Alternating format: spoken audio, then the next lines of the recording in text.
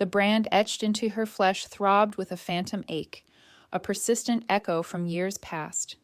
It wasn't a physical pain, but the crushing burden of its meaning. Possession, a label of worthlessness.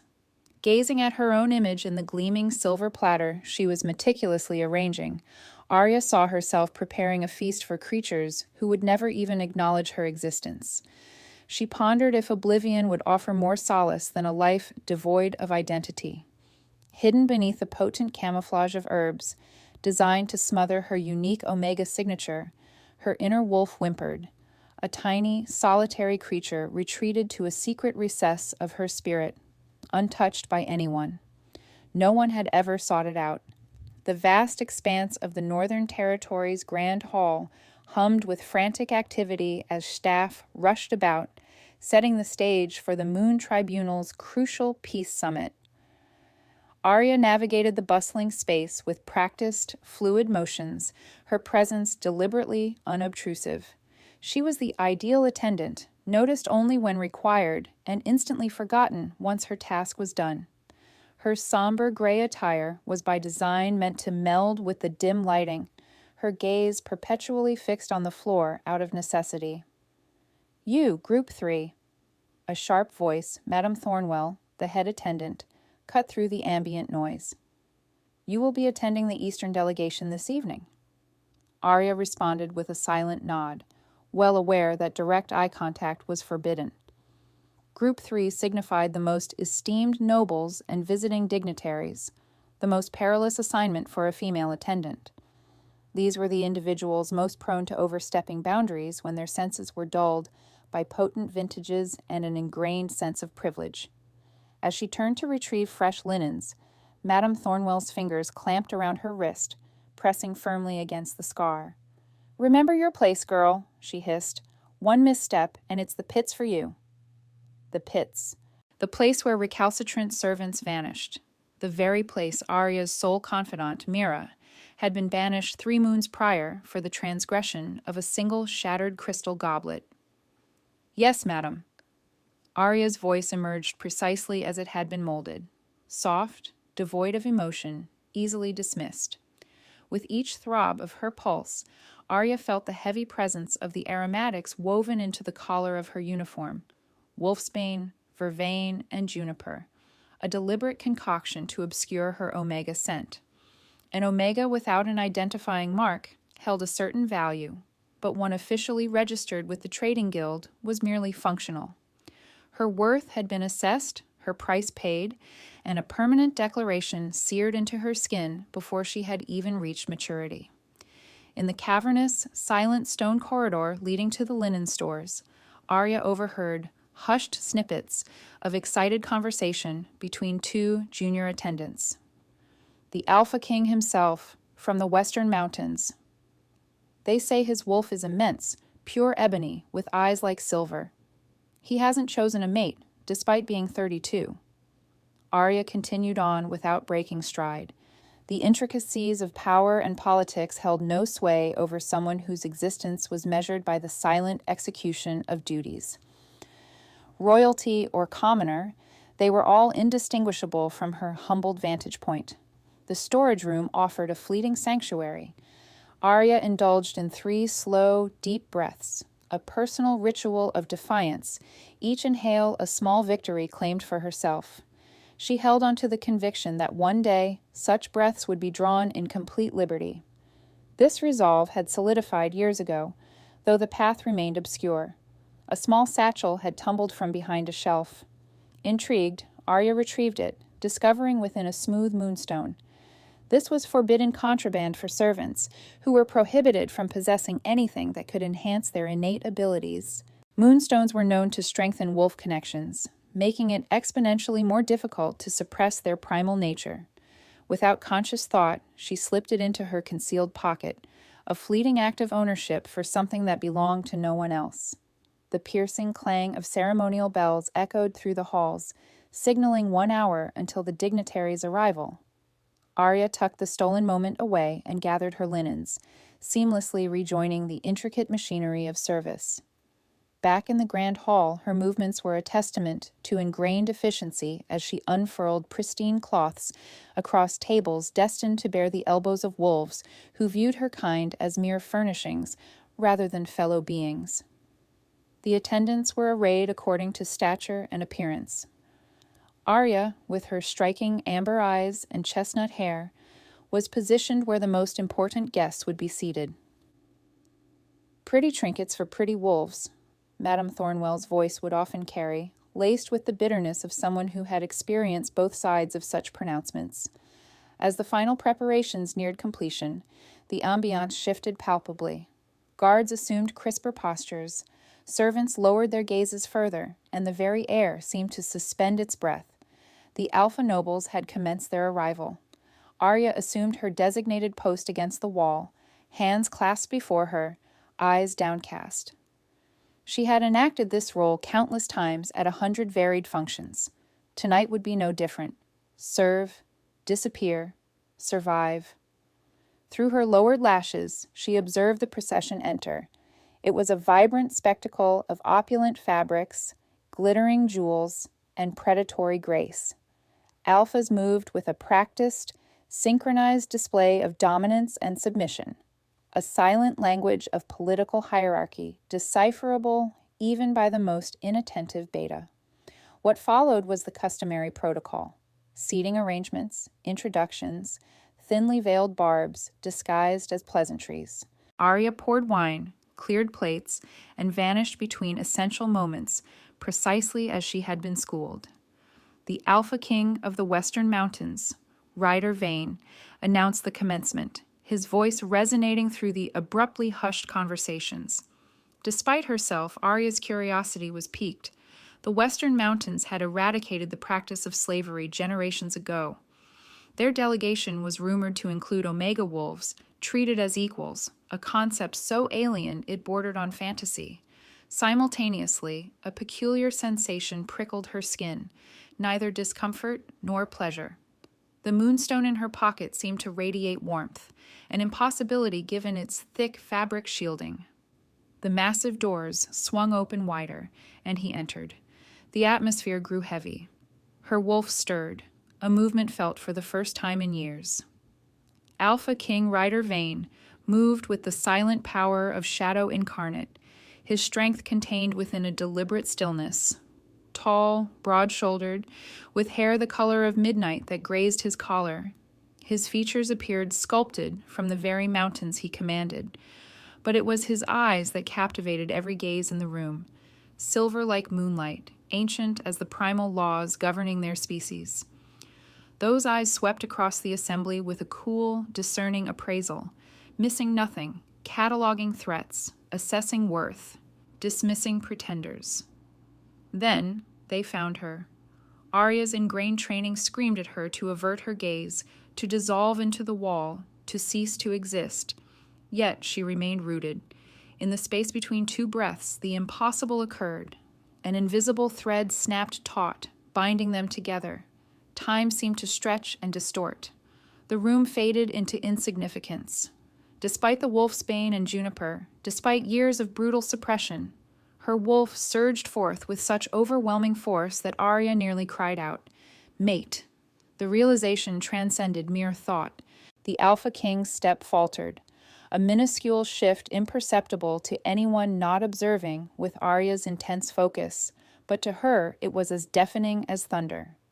His nostrils flared subtly, his gaze narrowed, his head tilting in that instinctive canine manner of seeking an elusive scent. He found it nonetheless, defying all efforts to conceal her. Madame Thornwell's sharp elbow dug into her ribs, shattering the moment. "Wine girl," she hissed. "Now!" Arya's body responded with practiced automatism, her mind still reeling from shock. With trembling hands, she collected the crystal decanter and approached the high table, where Ryder Vane now sat to the right of the Northern Alpha, Lord Crenshaw. She kept her eyes down, battling the inexplicable urge to meet that silver gaze once more. Her wolf paced restlessly beneath her skin, more alive than it had been since childhood, demanding acknowledgement. As she leaned to pour the wine, Lord Crenshaw's son, Thorn, deliberately shifted his arm into her path. The decanter tilted precariously, dark red liquid cascading across the pristine tablecloth. "Clumsy," Thorne snarled, his hand lashing out with practiced cruelty. The blow never landed. In a motion too swift to track, Ryder Vane's hand shot out, intercepting Thorne's wrist in mid-air, arresting it with such force that the younger alpha's bones audibly ground together. A deathly silence descended upon the room. "Touch her," Ryder stated, his voice as soft and chilling as falling snow, "and you will lose that hand." Horror and shock rippled through the assembled company. No one moved, no one breathed. Under the weight of his piercing stare, Thorne's face drained of color.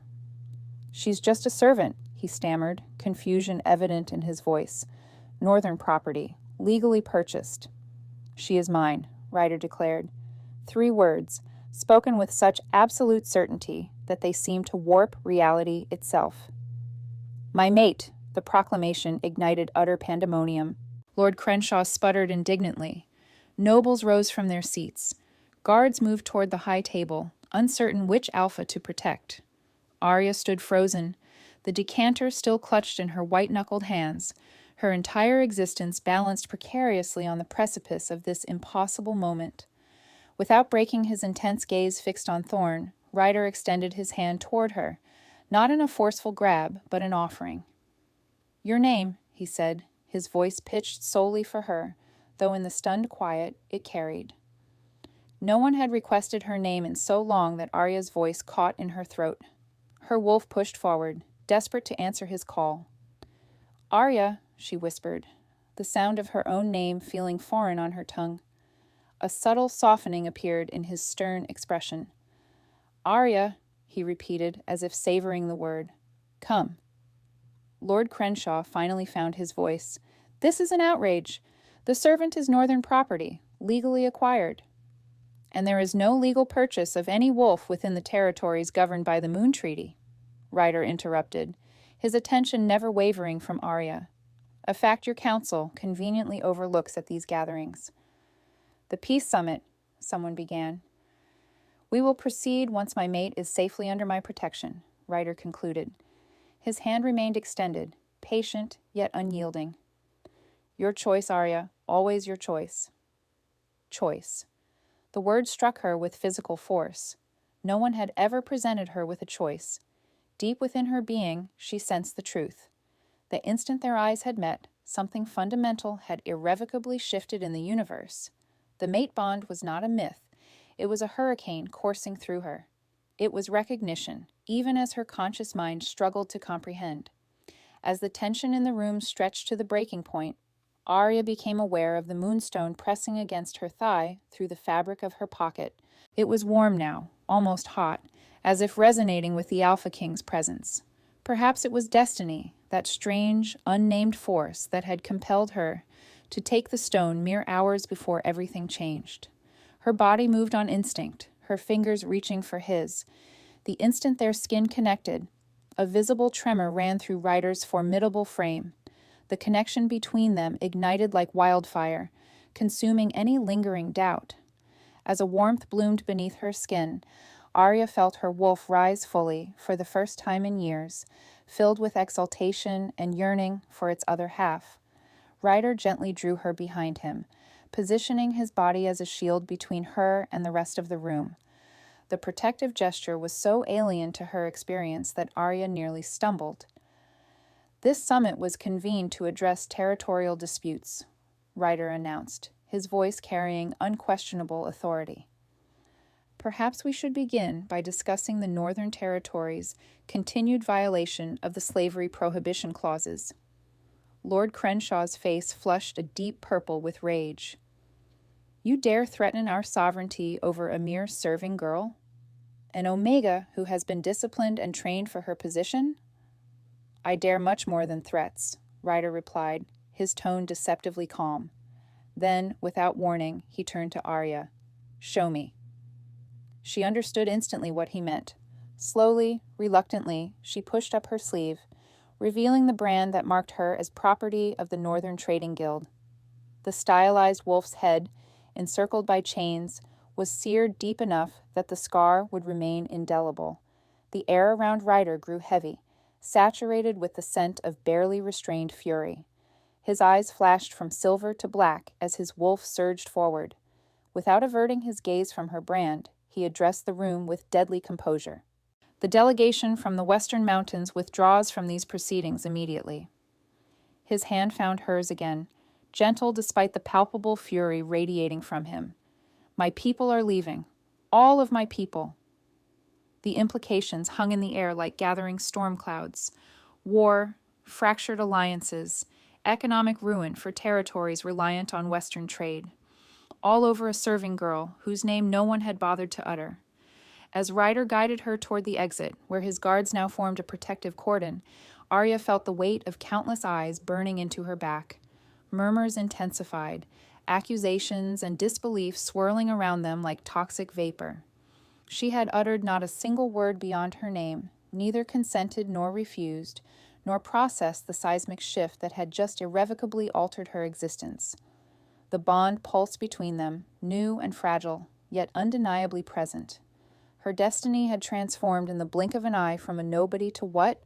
A royal consort, a political pawn, something entirely different?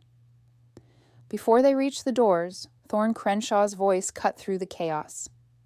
This is a manipulation. Search her for moonstone. Omegas use them to fabricate mate bonds with powerful alphas. It's an old trick. The moonstone in her pocket suddenly felt heavy, like an actual stone. As if sensing her panic, Ryder's grip tightened on her hand.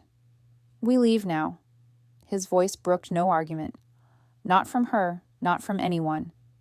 As they stepped through the massive doors into the cool night air, Arya's world spun on its axis. Behind her lay everything she had ever known: captivity, invisibility, mere survival.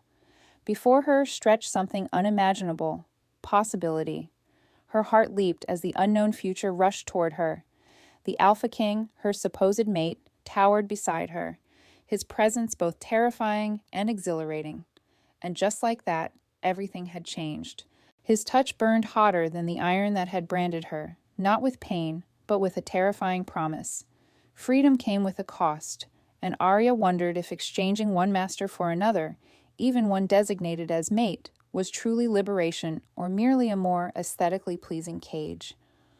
The Western Mountains delegation proceeded with military precision across the expansive grounds of the Northern Territories. A phalanx of guards clad in black surrounded Ryder and Arya like a living bulwark. Silence prevailed. The tension vibrated in the air, thick enough to suffocate as the distant sounds of discord erupted from the summit hall behind them.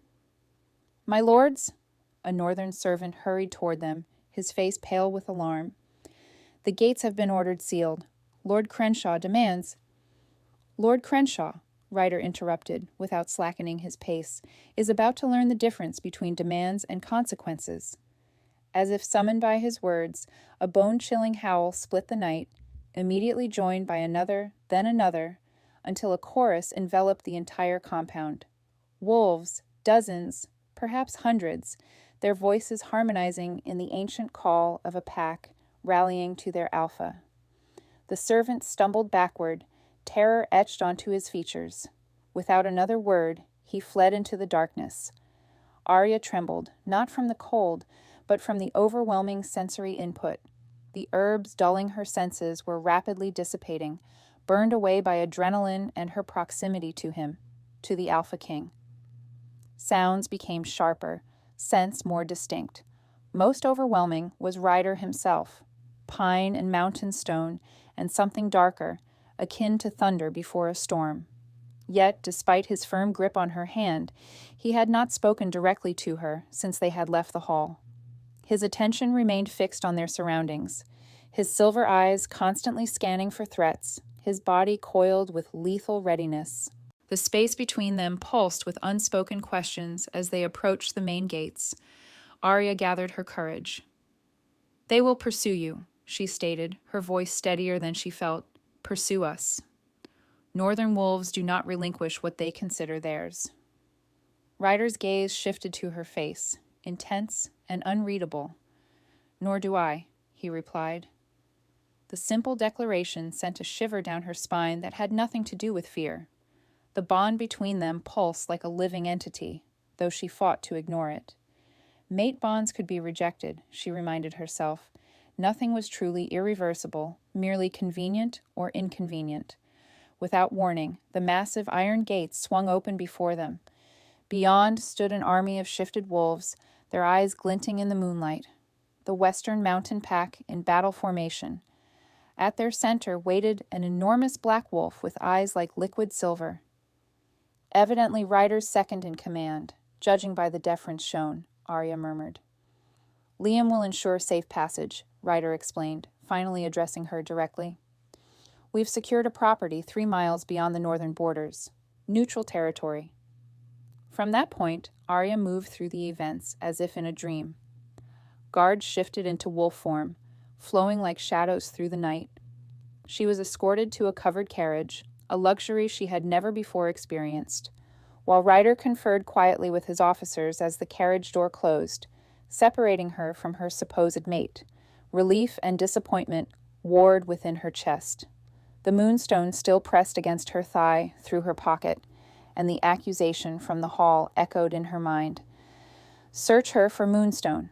Omegas use them to fake mate bonds. The truth was old. She hadn't intended deception. She had simply pocketed a beautiful object, a small act of defiance. Now it appeared to be damning evidence against her. In the carriage's quiet confines, Arya extracted the stone. It pulsed with a soft silver luminescence, warm against her palm. Without conscious thought, she leaned forward and tucked it into the cushioned seating, pushing it deep into the upholstery where it would remain undiscovered. One problem resolved, yet the larger question persisted. Why had the Alpha King claimed her? The carriage lurched forward, and through the small window, Arya caught a final glimpse of the northern compound, the only home she had ever known, though it had never offered sanctuary. Strange how leaving a place of suffering could still feel like a loss. The journey unfolded in tense silence. Occasionally, howls echoed through the night, a form of pack communication. She realized every sound made her flinch, anticipating a pursuit that never materialized. By the time the carriage slowed, dawn was beginning to stain the horizon with pale gold. She hadn't realized she had been drifting in and out of sleep until the door opened, revealing Ryder's imposing silhouette against the brightening sky. In the early light, she could discern details previously missed. A thin scar bisecting his left eyebrow, a touch of silver at his temples, the weariness beneath his regal bearing. "We have arrived," he said simply, extending his hand. Arya hesitated, then placed her fingers in his palm. The contact sent that now familiar jolt through her system, her wolf stirring eagerly despite her human caution. As he helped her from the carriage, the world expanded before her. Not a military encampment as she had anticipated, but a sprawling stone manor house, nestled against dense forest, with mountains rising majestically in the distance. "The Crescent Estate," Ryder explained, observing her reaction closely. "My family's diplomatic residence. We are beyond northern reach here." A female wolf approached, tall, regal, with striking amber eyes and auburn hair streaked with gray. She wore practical attire rather than finery. Her only adornment was a silver pendant bearing the crest of the Western Mountains. "My sister Lyra," Ryder introduced, head of our diplomatic corps. Lyra's gaze traveled over Arya with undisguised curiosity, lingering on the servant's uniform, the still visible brand on her wrist. Without delay, she turned to her sibling. "It is indeed true." Then acknowledging their mate bond. "Yes," he confirmed, leaving no room for doubt. "Under most unusual circumstances," Lyra stated, her tone carefully measured, her focus returning to Arya. "You must be thoroughly depleted and famished." This simple recognition of her fundamental needs, so long overlooked by others, momentarily silenced Arya. She managed a nod. Lyra's expression softened slightly. "I have arranged private quarters for you. Provisions, attire, anything you require." "Separate chambers," the writer interjected for clarity. A complex understanding passed between the two siblings, adjoining, yet distinct. The implication struck Arya with the force of a physical blow. Despite the public declaration, despite orchestrating an entire peace summit, he wasn't asserting dominance. The notion was so unfamiliar, she struggled to comprehend it. As they entered the estate, Arya became keenly aware of her own appearance. The drab uniform, now creased and stained with wine, her hair escaping its severe knot, her skin devoid of the makeup. Northern female staff were obliged to wear to maintain a consistent and unremarkable presentation. The interior spoke of understated opulence, polished timber, natural stone, and elegant furnishings designed for comfort rather than mere display, a stark contrast to the ostentatious grandeur of the northern court. Attendants, or perhaps members of their pack, moved with purpose yet without the subservient deference she was accustomed to. Several offered respectful nods to Ryder, but their gazes did not falter. One even offered Arya a smile, a gesture so unexpected she couldn't reciprocate. Lyra guided them upstairs to a set of rooms in the eastern wing. These overlook the forest, she explained, pushing open heavy oak doors to reveal a sitting area bathed in the morning light. The sleeping quarters are through there, and the bathing chamber beyond. Your rooms share a connecting balcony, she added, gesturing towards Ryder. Before Arya could voice a reply, Lyra continued with brisk efficiency. Fresh clothing has been provided. Our healer, Celine, is roughly your build. She has also prepared some soothing herbs for your bath to aid in. She gestured vaguely towards Arya's neck, where the faint scent of the suppressing herbs was still detectable. Thank you, Arya managed, the words feeling clumsy and insufficient. I will leave you to settle in. Lyra gave her brother's arm a squeeze, a silent gesture of solidarity, before departing, closing the door softly. The sudden solitude felt overwhelming. Arya stood frozen, unable to move further into rooms larger than any she had previously been permitted to inhabit, unable to meet the gaze of the Alpha, who had claimed her before an entire assembly. Between them, something fractured. The carefully constructed composure Ryder had maintained since their departure from the Northern Territory. With 3 decisive strides, he crossed to the windows and flung them open, drawing in a deep breath as if the manor's walls had become restrictive. When he turned back, his eyes had deepened to a stormy gray. You have questions. It wasn't a question in itself. Arya swallowed hard. Why did you do it? Claim me. You know precisely why. His voice deepened. You felt it too. The mate bond. She confirmed, compelling herself to meet his intense gaze. But you are an Alpha King. You could have disregarded it. Many do for political expediency. Ryder's expression grew sharper. Is that what you were instructed? That mate bonds can be set aside for convenience? I was instructed in nothing but obedience. The words spilled out before she could censor them, raw with years of buried resentment. His jaw tightened, a flash of anger crossing his features before he regained control.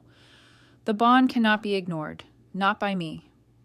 He took a measured step towards her, but it can be rejected by you. The atmosphere grew heavy with unspoken tension. Her wolf stirred within her, pressing forward with such urgency that Arya's eyes involuntarily shifted from brown to gold. As the breeze swept through the open windows, his scent enveloped her, stronger now, without the herbs to mask her senses. What will happen if I reject it? She whispered. Pain, he replied honestly. For both of us. We would survive, but it would be difficult. An understatement of monumental proportions. Her wolf seemed to let out a low growl. The connection between them now pulsed visibly, a silver filament linking their forms, growing more palpable with each passing moment. As the silence stretched, Ryder's shoulders tensed almost imperceptibly. You require rest, time to deliberate. He moved towards the balcony doors. Food will be delivered. Anything else you require, simply request it. He was granting her space, the liberty to make a choice. The concept was so foreign that Arya found herself unable to formulate a response.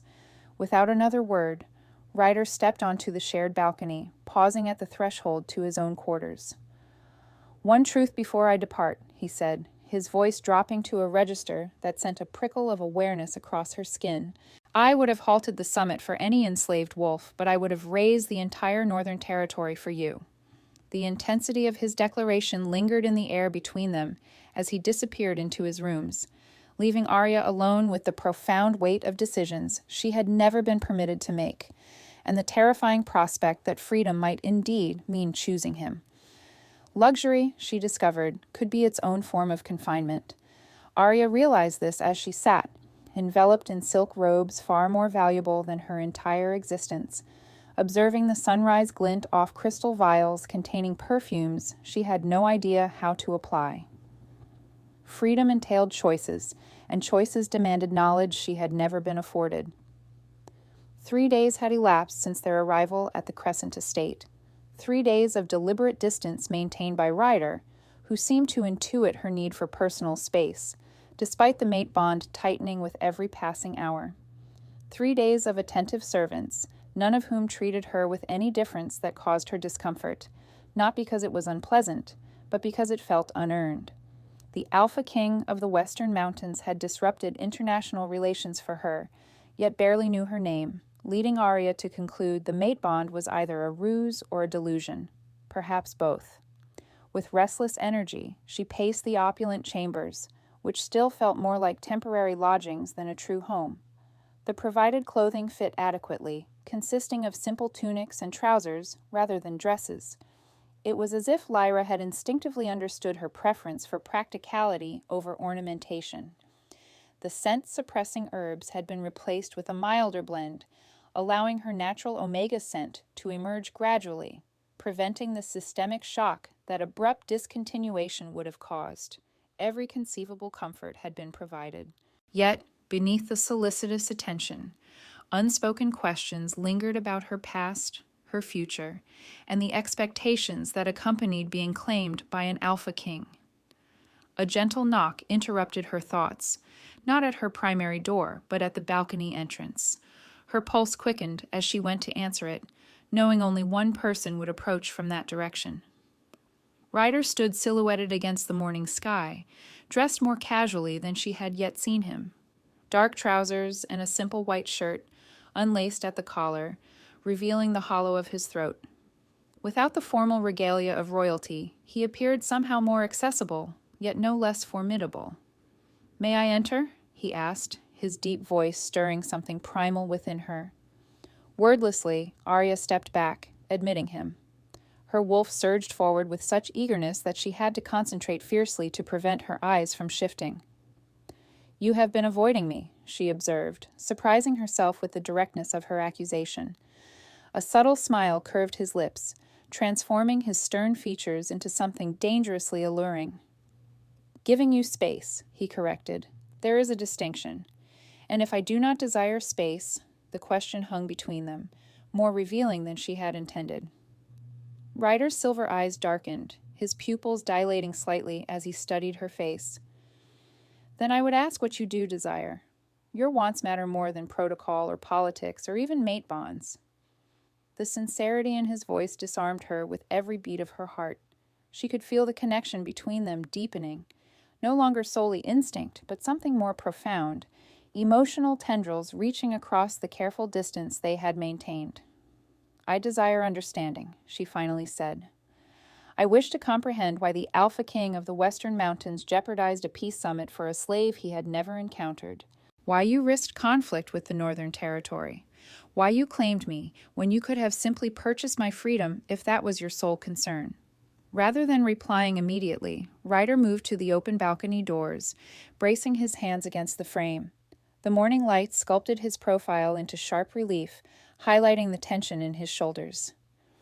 "The mate bond is rare," he began, his voice pitched low. "Even rarer among royalty, whose unions are typically political arrangements. My parents were an exception. True mates who found each other despite belonging to rival packs." He turned to face her, his expression grave.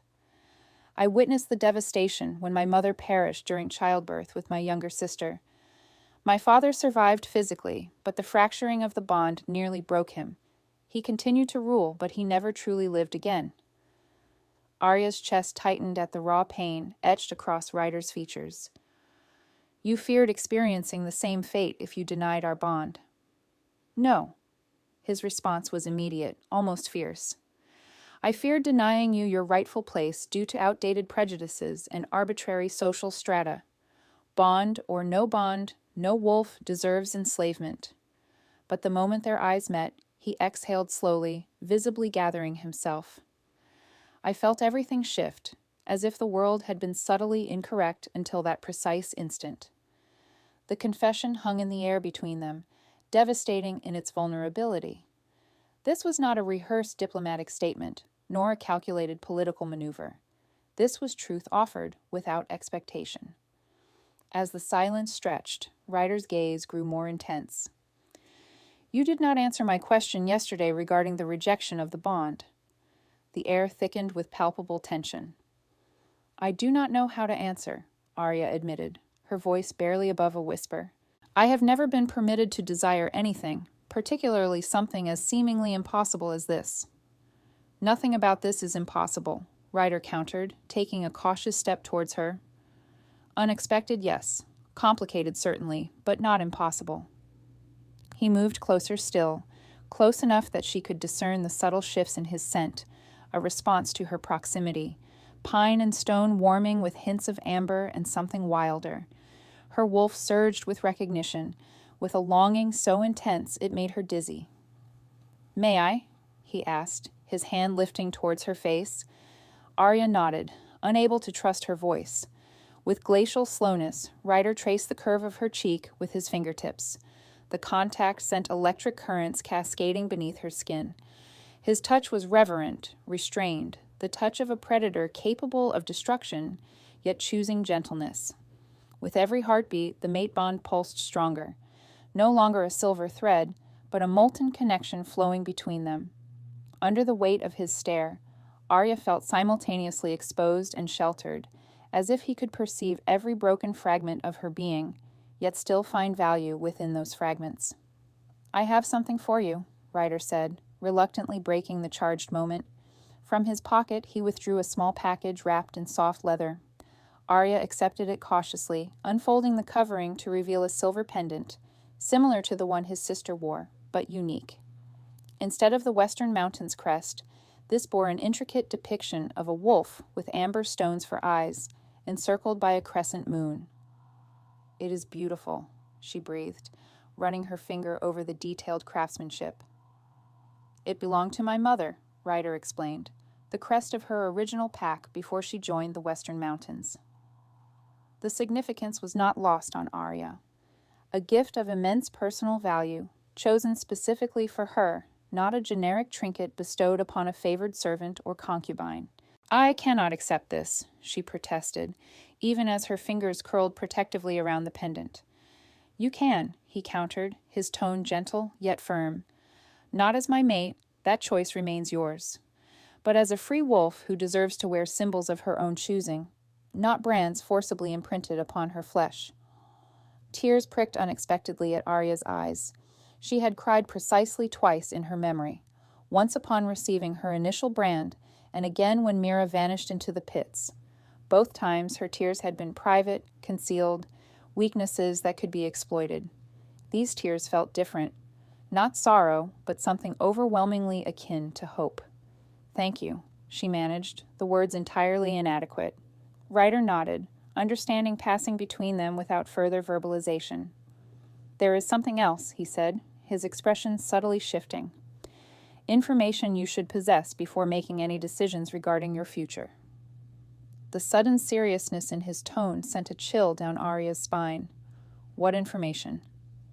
My diplomatic team has been investigating your background, he explained. Standard procedure when integrating any new wolf into royal protection. They discovered something unexpected within the Northern Territory's slave registry. Her wolf bristled defensively. What? Discrepancies in your acquisition documentation? Inconsistencies in your origin narrative? His silver eyes held hers steadily. Arya, there is evidence suggesting you were not born into slavery at all. You may have been taken, abducted, as a young child. The revelation struck like a physical blow, expelling the air from her lungs. That is impossible. I have always been property. Ryder finished when she faltered. That is what they wanted you to believe. A memory surfaced, fragments she had long suppressed, a woman's voice singing, the scent of wildflowers, a small blanket clutched in tiny hands, images devoid of context, sensations without explanation. If this is true, she said slowly, struggling to process the implications, then who am I? Where did I originate? Ryder's expression tightened with restrained emotion. That is what we are endeavoring to ascertain, but there is more. Something potentially perilous for both of us. The balcony doors suddenly burst open, admitting Lyra. Her composed diplomatic demeanor was replaced by unmistakable urgency. Ryder. Northern envoys have crossed onto neutral territory. Lord Crenshaw himself is leading them. How many? Ryder demanded, instantly alert. 20 wolves, fully armed, Lyra reported grimly. They are demanding the return of stolen property and threatening war if refused. The space between one breath and the next stretched into an eternity as Arya processed what this signified. They had come for her, to reclaim their investment, to punish her escape, to obliterate the embarrassment of an alpha king choosing a slave as his mate. Ryder's voice cut through her rising panic. Assemble the council, implement full defensive postures. He turned to Arya, his expression softening despite the unfolding crisis. You have a choice. Face them at my side as a potential future Luna, or remain here under guard. Regardless, you will not be surrendered. Not now. Not ever. As the tension broke around them, Arya made the first truly free decision of her life. With trembling fingers, she fastened his mother's pendant around her neck. I will stand with you, she declared, her voice stronger than she felt. Not because of the mate bond, but because I refuse to be regarded as property again. Something akin to pride flashed across Ryder's face, quickly masked by determination as he extended his hand. Then we shall face them together. As their fingers interlaced, the bond between them flared with such intensity that both their eyes shifted simultaneously, his to alpha silver, hers to omega gold. In that moment, the incomplete fragments of Arya's identity seemed less significant than the unshakable certainty taking root within her chest. She might not know who she had been, but she was beginning to understand who she could become. Standing beside an alpha king should have instilled a sense of power. Instead, Arya's fingers curled around the crescent pendant at her throat as Lord Crenshaw's gaze burned into her with such animosity that she questioned if freedom was worth the potential cost to others. The grand hall of the Crescent estate thrummed with barely contained aggression. On one side stood the Northern Territory delegation, 20 wolves in formal attire that failed to entirely conceal the weaponry beneath. Lord Crenshaw occupied the central position, his aged features contorted with indignation, flanked by his son Thorn and a gaunt, spectral man Arya recognized with a jolt of apprehension. Master Kell, the head of the Northern Trading Guild, the man whose signature authorized every brand pressed into slave flesh. Opposing them, Ryder's council formed an imposing line. Lyra, the diplomatic chief, a colossal bear of a man introduced as Garrison, the war commander, and 3 other high-ranking pack members whose names blurred in Arya's anxiety. Behind them stood a dozen elite guards, their expressions impassive, hands resting casually on sword hilts. Between these factions, Ryder stood with deceptive calm, one hand resting lightly on the small of Arya's back. The touch anchored her, though whether it was the mate bond or simply his unwavering presence, she couldn't determine. This discussion, Ryder stated, breaking the tense silence, will proceed with respect for neutral territory protocols. No weapons drawn, no shifting. Lord Crenshaw's lip curled. You lecture us on protocol while harboring stolen property. I see no property here, Ryder countered, his voice dangerously soft. Only free wolves on diplomatic grounds. Crenshaw jabbed a finger toward Arya. She is a registered asset of the Northern Trading Guild, documented by proper authorization and bearing legal identification marks. The brand on Arya's wrist seemed to burn anew under the collective gaze that shifted toward her.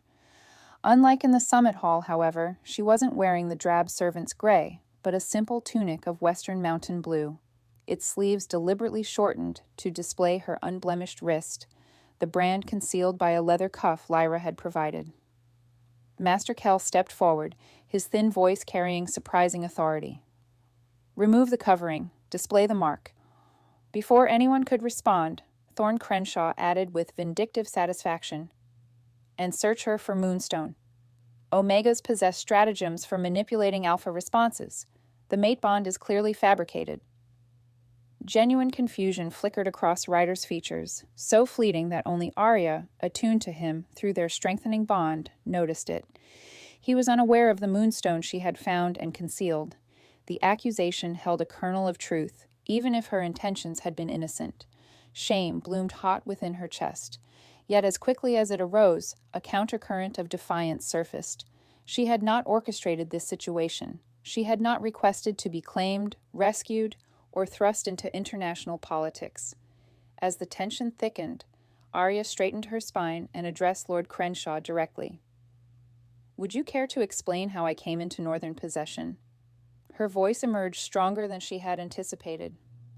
"The precise circumstances of my acquisition." Confusion momentarily replaced some of Crenshaw's arrogance. "What absurdity is this? You were born property, like all your kind."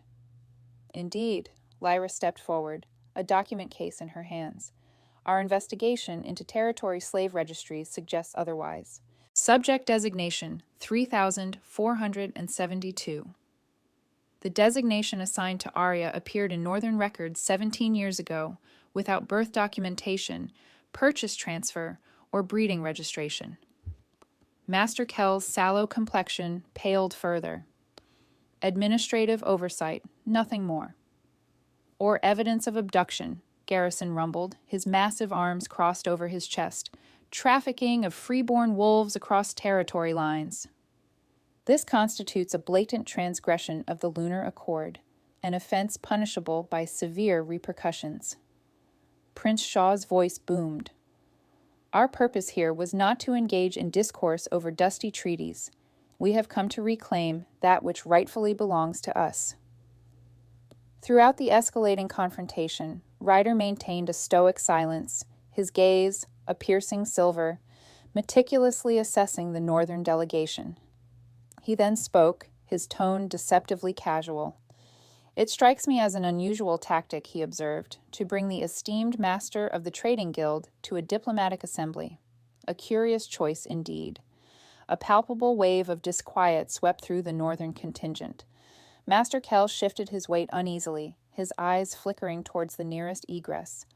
"Unless," Ryder continued, "this entire affair is not merely about a single runaway thrall. Unless the retrieval of Arya is paramount due to the knowledge she possesses, the secrets she might divulge." The very atmosphere within the hall shifted, crackling with a newly potent and dangerous energy. Arya felt it, a sensation akin to electricity coursing across her skin. Ryder was not acting spontaneously. He was meticulously executing a well-conceived strategy, leveraging the Northern delegation's arrival precisely as he had foreseen. "What exactly are you implying, Alpha Vane?" Crenshaw demanded, though his pulse had quickened considerably, a fact perceptible even to Arya's recently unfettered senses. "I am not implying anything," Ryder responded smoothly. "I am stating a fact. Your trading guild has been systematically engaged in the abduction of freeborn Omega wolves, with a particular focus on children, from neighboring territories for the past 2 decades. This has involved the falsification of official documents and the deliberate erasure of identities." The accusation struck with the force of a physical blow. Several delegates from the North exchanged looks of alarm. "Preposterous!" Crenshaw blustered, yet his denial lacked any genuine conviction. Master Kell, however, had become unnervingly still, the profound quietude of a predator poised to strike or escape. His gaze fixed upon Arya with such focused malevolence that she instinctively drew closer to Ryder. "The Omega holds no significance," Kell declared suddenly, his voice strangely monotone. "A mere servant, hardly warranting an international incident." "Then why," Ryder challenged, "do you arrive in such force to reclaim her? Why risk infringing upon neutral territory?" No reply was offered. Instead, a silent understanding passed between Crenshaw and Kell, a barely discernible nod. Without a moment's warning, Thorn lunged forward, not towards Ryder, as everyone anticipated, but directly at Arya. "If she is so precious to you," he snarled, his claws extending despite the prohibition against shifting, "perhaps we should ensure you have nothing left to claim." Events unfolded with disorienting rapidity. Guards surged forward. Lyra cried out a warning. Ryder moved to intervene, but the angle was unfavorable, the distance too great. Yet, what should have been a catastrophic moment revealed something entirely unexpected. Arya was not defenseless. Years spent navigating the perilous currents of service amongst unpredictable alphas had sharpened instincts she had long been forbidden to acknowledge. As Thorn's claws slashed towards her throat, Arya dropped and spun, using his own momentum against him. He stumbled past, unbalanced, and careened directly into Garrison's formidable fist. The young alpha crumpled to the marble floor, unconscious. A stunned silence descended upon the hall. Arya stood frozen, as astonished by her own reflexes as everyone else appeared to be. The pendant at her throat felt suddenly warmer, though that was likely her imagination. "Enough." Ryder's voice cut through the tension, emanating palpable waves of authority. "This assembly is concluded. You will escort your son and depart neutral territory immediately, Lord Crenshaw. Any further aggression will be construed as an act of war." The face of the Northern Alpha contorted with barely suppressed fury. "This is not finished. That slave possesses diplomatic immunity under Western Mountain law," Ryder interjected. "More importantly, she is under my personal protection. Consider the implications carefully before your next action." As guards began to escort the Northern delegation out, Master Kell's calculating gaze remained fixed on Arya. "A clever little trinket," he murmured, his voice too low for most to discern. "But do you recall the blanket?" He paused. "The one with the silver threads and a moon stitched in blue." This seemingly nonsensical question struck Arya like a lightning bolt. Images flooded her mind. A soft blanket clutched in small hands, a woman's gentle voice, the scent of wild blossoms and freshly baked bread. The memory was so vivid, so unexpected, that she gasped aloud. A triumphant smile spread across Kell's gaunt features. "I thought not," he whispered, "but you will." Guards intervened before he could complete his sentence, herding the Northern delegation from the hall. The implicit threat, however, lingered like poison in the air. Ryder was at her side instantly, his expression etched with concern. "Are you harmed?" Arya shook her head, struggling to process the events that had just transpired. "He knew something of my past." "A blanket with silver threads and a moon stitched in blue," Ryder completed, his voice unusually strained. "Arya, that's—" Before he could continue, Lyra approached with urgency. "The documents you requested have arrived from the Western Archives," she informed Ryder, her expression grave. "And you were correct. The royal insignia of the Crescent Line bears a silver-threaded blue moon. The bloodline, supposedly eradicated during the Southern Rebellion 20 years ago." Under the weight of his stare, Arya struggled to grasp the magnitude of the revelation. "What are you suggesting?" Garrison joined them, his immense presence offering a strange sense of reassurance rather than intimidation. "The timing aligns," he confirmed gruffly. "The age, the disappearance, it could very well be her." Rather than offer an explanation, Ryder took Arya's hand and led her into a small anteroom adjoining the main hall. There, spread across a table, lay ancient parchments and a magnificent tapestry depicting a royal family tree. At the very bottom of the lineage, a name had been embroidered, only to be violently crossed out. "Princess Ariana of the Crescent Line, presumed deceased." "This is impossible," Arya whispered, her fingers hovering over the defaced name. "I am nobody, a servant, merely property." "No," Ryder countered, his voice gentle yet firm. "You are the last surviving member of the Crescent Royal bloodline, the rightful heir to the throne of the Southern Territory." He paused, a complex emotion fleeting across his features. "And furthermore," he added, You were betrothed from birth to the royal line of the Western Mountains, as part of an alliance treaty that was never fulfilled due to your family's overthrow. The pendant, its significance transformed from a mere adornment to a royal emblem. Your mother's pack, she realized aloud. It wasn't just any pack, it was the Crescent Line, he confirmed. Our families were allies for generations. The pendant recognized you, Arya. Royal artifacts possess ancient magic, responding only to the true bloodline. That is why it warned you when Thorn attacked. As silence stretched between them, the truth began to unravel in all its intricate complexity. The mate bond had not materialized by cosmic chance. It had been destined before either of them drew their first breath. A political alliance, reshaped by fate into something far more profound. So, you knew, Arya stated finally, a sharp pang of hurt crystallizing in her chest, defying all logic. You claimed me because of bloodlines and treaties, not because... I claimed you because the moment our eyes met, everything within me recognized you as mine, Ryder interrupted, his voice resonating with fierce conviction. I investigated your background afterward, seeking leverage against the inevitable retaliation from the Northern Territories. Between them, something fractured, the carefully maintained restraint both had exercised since her rescue began to crumble. I don't know how to be royal, Arya confessed, her vulnerability bleeding through her newly constructed defenses. I barely know how to be free. Her breath hitched as Ryder stepped closer, erasing the careful distance they had maintained. Then be neither, he murmured, his hand rising to cup her cheek with exquisite tenderness. Simply be Arya. Be the wolf strong enough to endure enslavement without breaking. Be the woman courageous enough to stand beside me against your captors, mere days after regaining your freedom. The bond between them pulsed with an undeniable power, strengthened, not diminished, by the revealed truths. Political alliances and royal bloodlines seemed suddenly insignificant compared to the connection blazing between them. And what of the Moonstone? Arya forced herself to ask, needing complete honesty between them. The one they accused me of using to manipulate the mate bond. I did have one, she admitted. I found it the day you claimed me.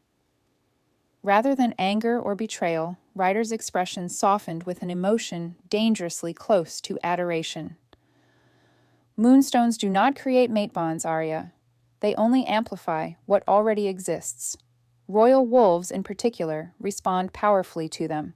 It is inherent in our bloodlines. Her wolf surged forward, pressing so close to the surface that Arya's eyes involuntarily shifted to liquid gold. As the space between them burned with potential, the final barriers of caution and propriety threatened to dissolve entirely. But before either could act, an urgent knocking shattered the moment.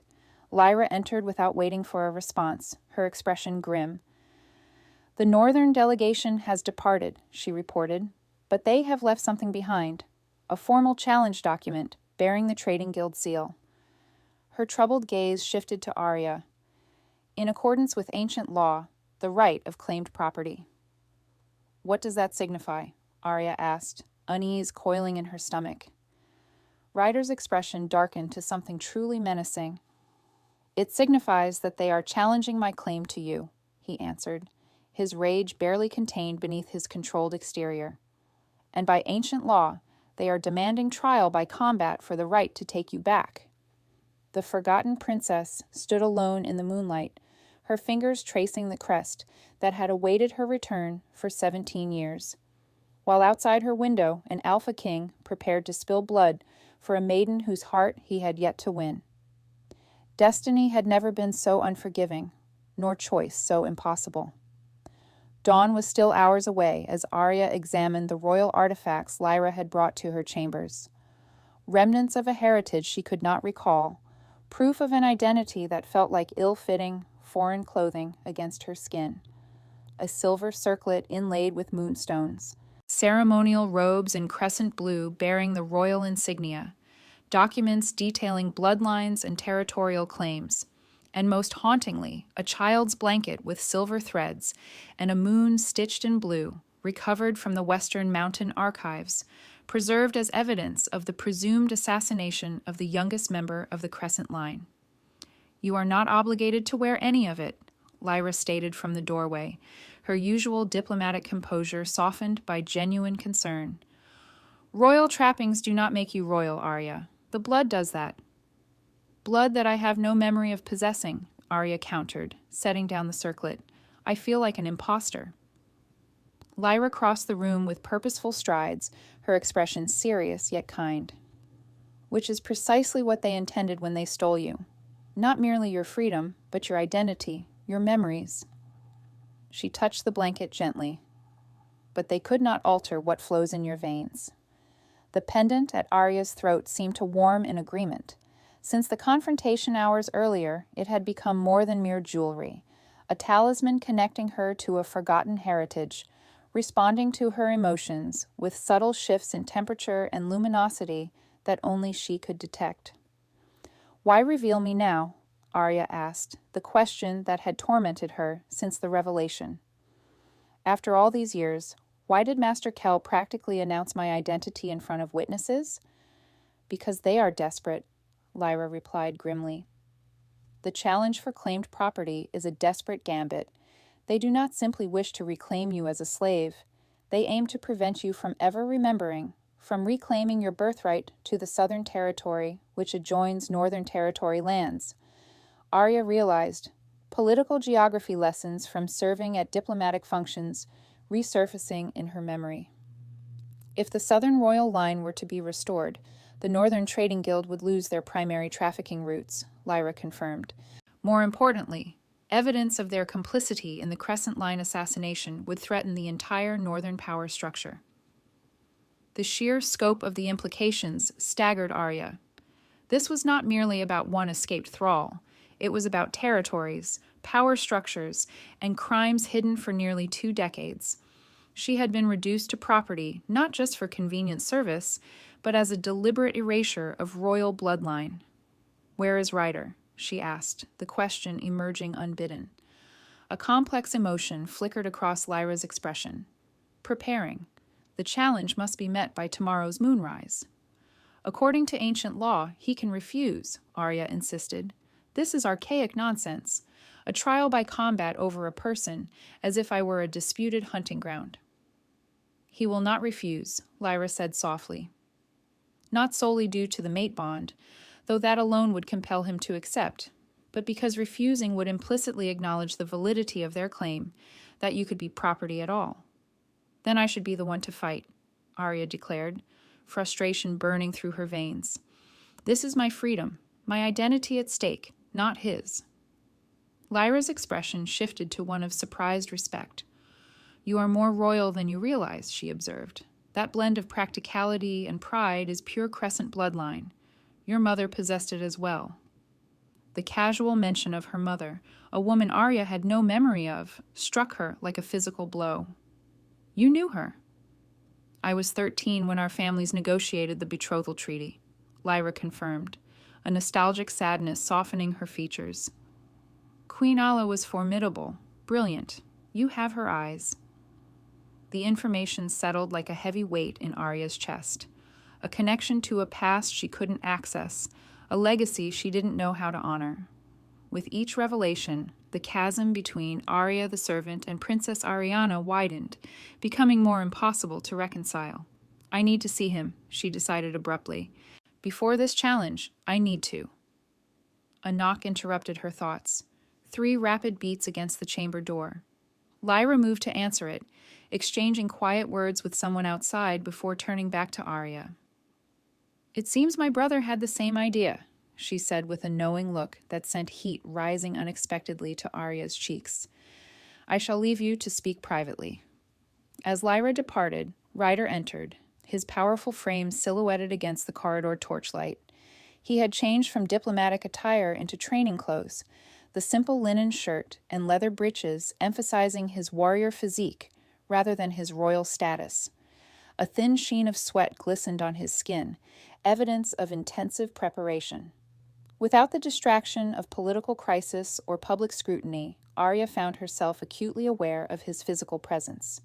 The mate bond hummed between them, growing stronger with each passing hour, despite neither having formally acknowledged it beyond the initial claiming.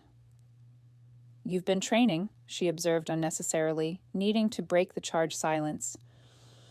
"Thorne Crenshaw is young, arrogant, but formidable," Ryder replied, moving further into the room with the contained grace of an apex predator. "The challenge allows him the choice of combat format. We must be prepared for any possibility." "You don't have to do this," Arya said, echoing her earlier words to Lyra. "This fight isn't just about me anymore. It's about territorial politics and hidden crimes. Let the Western Mountains Diplomatic Corps handle it through proper channels." "Is that what you desire?" Ryder asked, his silver gaze piercing through pretense. "For me to stand down and allow your freedom, your identity, your future to be handled through proper channels?" The question hung between them, deceptively simple, yet impossibly complex. "What I desire," Arya began carefully, "is not to be the reason you risk your life or your kingdom. Not to be fought over like territory or traded like political currency. Not to be claimed by anyone, even my mate." The words emerged as barely more than a growl. The alpha in him responded to her implicit rejection. Rather than intimidating her, his intensity ignited something equally powerful within Arya. Her wolf surged forward, no longer cowed by years of suppression. "Especially my mate," she countered, stepping closer to him with newfound boldness. "Because a true mate would understand that after a lifetime as property, being claimed, even by fate, even by you, feels like another cage."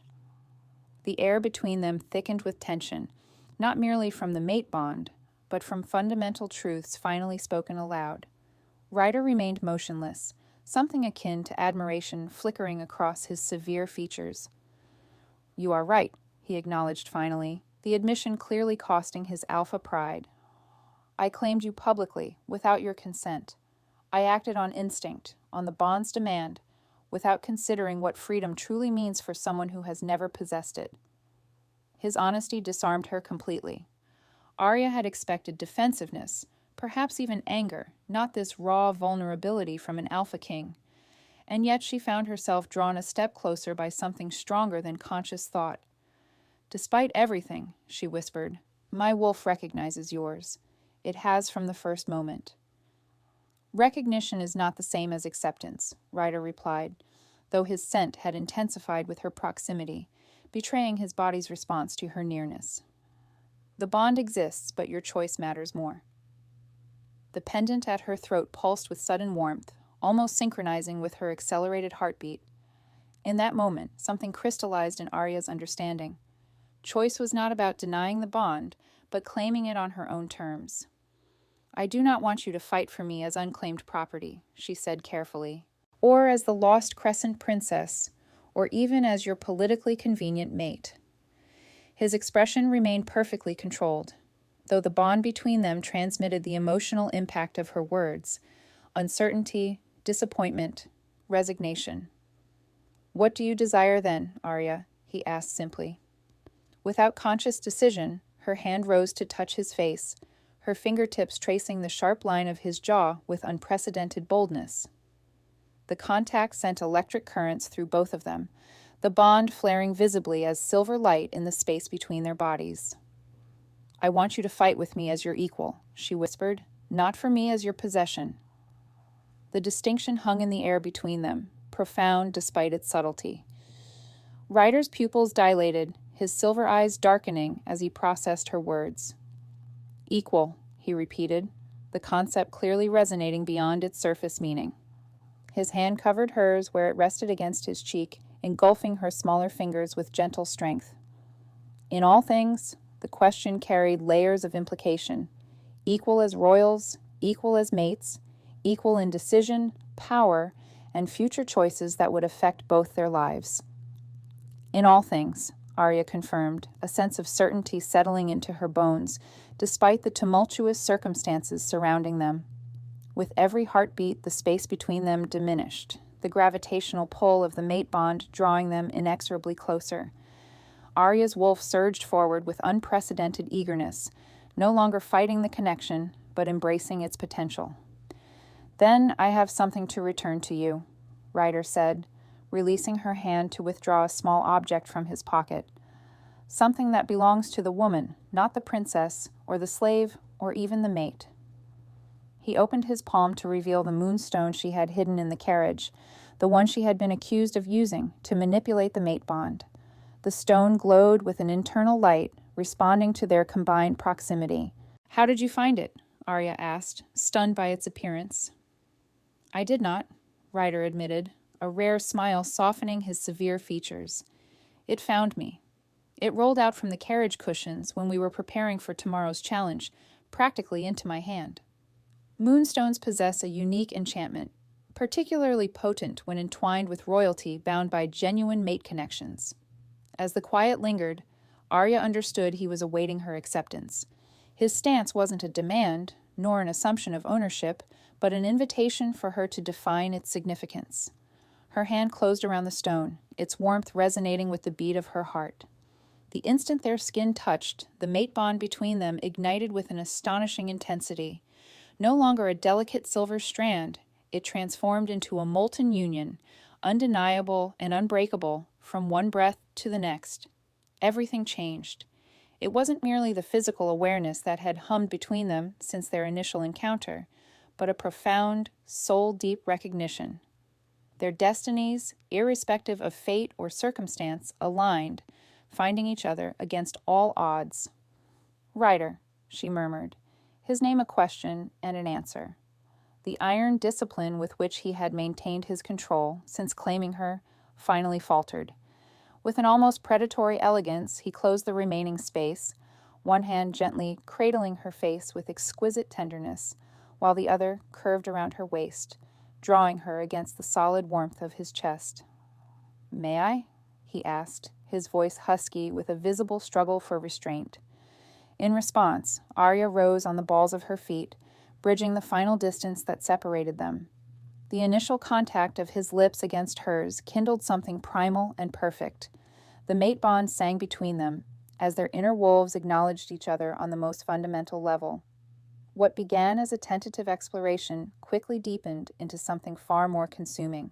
Centuries of royal tradition and restraint dissolved under the more ancient imperatives of mate recognition.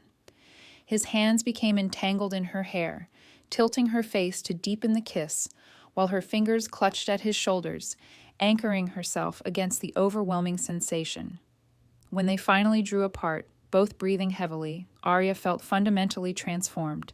No longer a princess, a slave, or even just a mate, but simply herself, truly awakened for the very first time. "Tomorrow," Ryder stated, his forehead resting against hers. "I will not fight as though for a conquered possession, but as an equal, for both our futures and for the truth the Northern Territory has concealed for 17 years. The vow settled between them, imbued with royal authority and personal commitment. Beyond the windows of the chamber, the moon had begun its descent, signaling the approach of a day that would redefine not only their lives but also the balance of power among the territories. Arya raised a hand to touch the pendant at her throat, the royal crescent insignia warming beneath her fingers with an ancient magic. "Together," she agreed. The word was both a pledge and a declaration of independence, a statement of equality before the moon goddess and the territories. The kiss that sealed their covenant carried the weight of personal choice and political upheaval. An alpha king and a formerly enslaved individual, now a princess, rewriting their destinies on their own terms. Regardless of the challenges the coming day might present, death possessed a distinct, metallic, and primal aroma. It permeated the ceremonial arena as Arya watched Thorn Crenshaw's claw slash across Ryder's shoulder, drawing the first blood in a contest where her freedom, her identity, and their shared future hung in a precarious, terrible balance. In that crimson instant, she understood that loving an alpha meant accepting that his lifeblood might be shed for promises whispered under the moon. The challenge grounds sprawled across neutral territory, an ancient circular arena carved into the earth generations ago, when disputes between wolves were settled by fang and claw rather than diplomatic accords. Tiered seating surrounded the combat area, filled with representatives from all territories who had converged to witness the unprecedented spectacle. An alpha king contending for a claimed individual against challengers from the Northern Territory. The morning had transformed Arya from a former slave into a public figure. Under Lyra's tutelage, she had donned attire that symbolically bridged her dual identities. A simple yet elegant tunic in crescent blue, adorned with Western Mountain silver thread at the hems, her brand deliberately left uncovered as a stark reminder of northern transgressions. The pendant bearing her royal crest rested prominently at her throat, no longer concealed, but displayed as a deliberate statement. Meanwhile, intricate power politics unfolded around her presence. The Southern Territory, effectively ruled by Northern proxies since the fall of the Crescent Line, had dispatched anxious representatives. Eastern diplomats observed with keen, calculating interest. Most disturbingly, whispers circulated of additional Northern forces massing at the territorial borders, suggesting the outcome of the challenge might precipitate a larger conflict. Arya had been positioned within the Western delegation's viewing section, directly opposite Lord Crenshaw and his Northern contingent. Master Kell remained a short distance behind his lord, his sharp eyes never leaving Arya's face. When Ryder entered the arena, a hush fell over the assembled crowd. The Alpha King had forsaken royal adornments for simple combat attire, black trousers, boots, and nothing else. His powerful torso bore ceremonial markings painted in silver, ancient symbols of pack loyalty and protection. He moved with lethal grace, each step projecting a predatory confidence. Opposite him, Thorne Crenshaw attempted to mirror the intimidation display, his lean frame marked with symbols of the Northern Territory. But where Ryder's power radiated as contained control, Thorne projected a desperate aggression. The terms had been proclaimed by a neutral arbiter: combat until submission, shifting permitted, weapons strictly forbidden. The prize, Arya's jaw tightening at the phrasing, was the exclusive claim to the Omega known as Arya, contested property of the Northern Territory. There was no mention of royal lineage, no acknowledgement of her crescent heritage. Those political implications remained deliberately unspoken in this ancient ritual, focused solely on primal claim. Now, as the first blood stained the stone floor, the crowd's energy shifted palpably. Thorne circled Ryder with a surge of newfound confidence. Partially shifted claws extended. The wound on Ryder's shoulder appeared worse than it likely was. A tactical first strike designed to elicit a reaction from the spectators, rather than inflict serious harm. "Yielding so soon, Alpha King?" Thorne taunted, his voice amplified to carry. "Perhaps your advanced age is slowing your reflexes." Ryder's expression remained impassive, though Arya could sense the bond between them, thrumming with controlled power. He was assessing, calculating, not merely reacting to provocation. "An interesting strategy," he replied calmly, smoothly transitioning into a fighting stance. "Announcing your attacks with unnecessary commentary." Before Thorne could retort, Ryder moved. A blur of controlled violence sent the younger Alpha staggering backward. 3 precise strikes delivered with such speed that most eyes couldn't follow them. Thorne's chest now bore matching claw marks, deeper than his own attack had inflicted. The crowd roared its approval, a wave of primal excitement overriding political allegiances.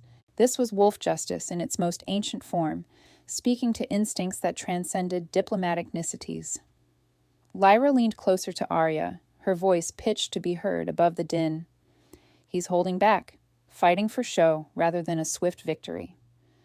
"Why?" Arya questioned, tension coiling through her as she watched blood drip from both combatants. "Because this isn't solely about winning the challenge," Lyra explained grimly. "It's about publicly exposing the Northern crimes. Every moment this continues provides witnesses with an opportunity to see what they've done, to question why they are fighting so desperately to reclaim one supposed slave." The explanation made strategic sense. Yet, watching Ryder deliberately prolong the combat, incurring wounds he could easily avoid, something primal twisted within Arya's chest. The mate bond transmitted echoes of his physical state, his control, his power, but also the sharp sting of torn flesh and the effort of his restraint. Without warning, Thorn lunged with unexpected speed, catching Ryder in a maneuver that sent both wolves crashing against the arena wall nearest the northern delegation. Lord Crenshaw rose halfway from his seat, anticipation etched across his features. In the brief tangle of limbs, something passed between the combatants. Words spoken too quietly for spectators to discern. But Arya saw Ryder's expression harden instantaneously. When they separated, the Alpha King's calculated restraint had vanished. His silver eyes had darkened to obsidian, his partial shift progressing further than before. Claws lengthened, canines extended, and the powerful muscles of his back rippled with barely contained transformation. "What happened?" Arya whispered urgently to Lyra. "What changed?" But the answer came from an unexpected source. Garrison, the war commander, who had positioned himself protectively behind Arya's seat. "Leverage," he growled, disgust evident. Young Crenshaw just threatened something more valuable than this challenge. Before she could inquire further, Ryder attacked with terrifying precision. No longer fighting for display or strategic delay, each strike targeted vulnerability with ruthless efficiency. Thorn staggered backward, overwhelmed by the sudden onslaught. His earlier confidence evaporated under the superior skill and strength. Within moments, the younger Alpha was in defensive retreat, blood flowing from multiple wounds as he struggled to maintain his footing. The crowd's roar intensified, bloodlust rising as dominance manifested in primal terms, understood by all wolves. "Yield," Ryder commanded, his voice distorted by his partial shift. "Yield now, and retain some semblance of dignity." Instead of submission, desperation flashed across Thorn's features. His gaze darted toward his father, then to Master Kell, whose slight nod conveyed something significant. As if guided by an unseen string, Thorn's hand moved to his waistband, extracting something that glinted in the midday sun. A blade, wickedly curved and unmistakably coated with a substance that did not match the metallic sheen of ordinary steel. "Poison!" Garrison snarled, already moving toward the arena entrance. "Monk's hood extract, fatal to royal bloodlines." The forbidden weapon raised gasps of outrage from the neutral witnesses. The arbiter moved to intervene, but distance and protocol slowed his response. Under the weight of his stare, Arya watched in horror unfold as Thorn lunged with desperate speed, the blade aimed at Ryder's exposed torso. Time seemed to warp. The bond between them flared with an almost blinding intensity. It was no longer merely an emotional connection, but something far more tangible. Without conscious thought, Arya gripped the pendant at her throat, the royal crest burning beneath her fingers as something ancient and potent surged through her veins. "No!" The word tore from her throat. It was not just a sound, but a command, carrying the weight of royal blood. What transpired next would be recounted in territorial histories for generations. The moonstone in her pocket, the one Ryder had returned to her, blazed with a sudden light, visible even through the fabric. The pendant at her throat responded in kind, a silver fire seeming to engulf her fingers without causing any burn. That energy arced across the arena like lightning, connecting directly with Ryder at the precise moment Thorn's blade would have struck. Silver light enveloped the Alpha King, his eyes flaring with matching radiance. With impossible speed, he caught Thorn's wrist mid-strike, the poisoned blade halting inches from its target. "Royal magic," someone gasped nearby. "Crescent line power."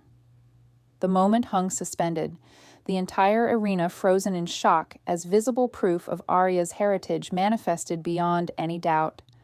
Then Ryder moved, twisting Thorn's arm with controlled violence until bones snapped audibly. The blade clattered to the stone floor as the Northern Alpha howled in pain. In one fluid motion, Ryder forced his opponent to his knees, claws positioned at the vulnerable juncture of neck and shoulder, the killing hold in wolf combat. "Yield," he commanded again, his voice carrying absolute authority.